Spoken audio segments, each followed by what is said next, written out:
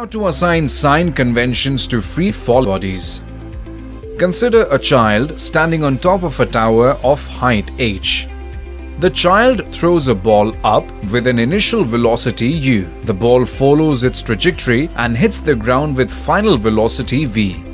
We need to find the time taken by the ball to reach the ground and the final velocity with which the ball hits the ground.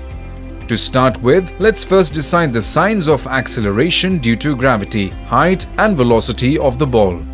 We set origin at the top of the tower from where the child is throwing the ball. Measurements taken above the origin will be taken as positive and below the origin will be taken as negative. Since the bottom of the tower is below the origin, therefore we will consider the height of tower as negative h. The ball is thrown in the upward direction which is above the origin. Therefore, we will consider initial velocity as positive u.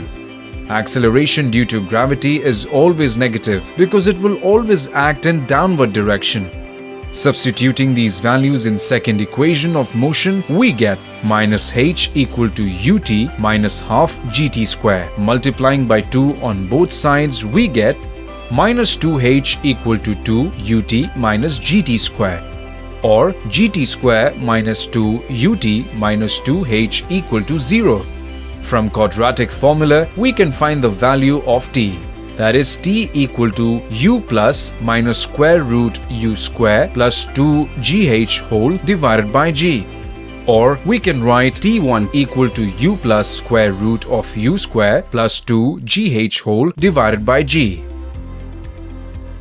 And t2 equal to u minus square root u square plus 2gh whole divided by g. Neglecting t2 value because time can't be negative. For final velocity, we use third equation of motion.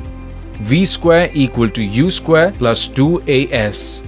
Substituting the values of acceleration due to gravity and height, we get v square equal to u square plus 2 minus g into minus h. Hence v is equal to minus under root u square plus 2gh. Since the final velocity of the ball is below the origin, there will be a negative sign. Let's solve a problem based on this concept. Question. From a tower of height h, a particle is thrown vertically upwards with a speed u. The time taken by the particle to hit the ground is n times taken by it to reach the highest point of its path. The relation between h, u and n is... Here the options are. This question was asked in JEE Main 2014 exam. Solution. We are given the height of tower is h. A particle is thrown vertically upwards with a speed u. We know time of ascent is equal to u divided by g. We have already derived the time taken by the particle to hit the ground to be equal to u plus under root u square plus 2gh whole divided by g. We are given that time taken by the particle to hit the ground is equal to n times time taken by the particle to reach the highest point. G gets cancelled out. Under root u square plus 2gh equal to u into n minus 1. Squaring both sides, we get u square plus 2gh is equal to u square into n minus 1 whole square. 2gh is equal to u square into n minus 1 square minus 1 square. 2gh equal to nu square into n minus 2. Hence, option C is correct.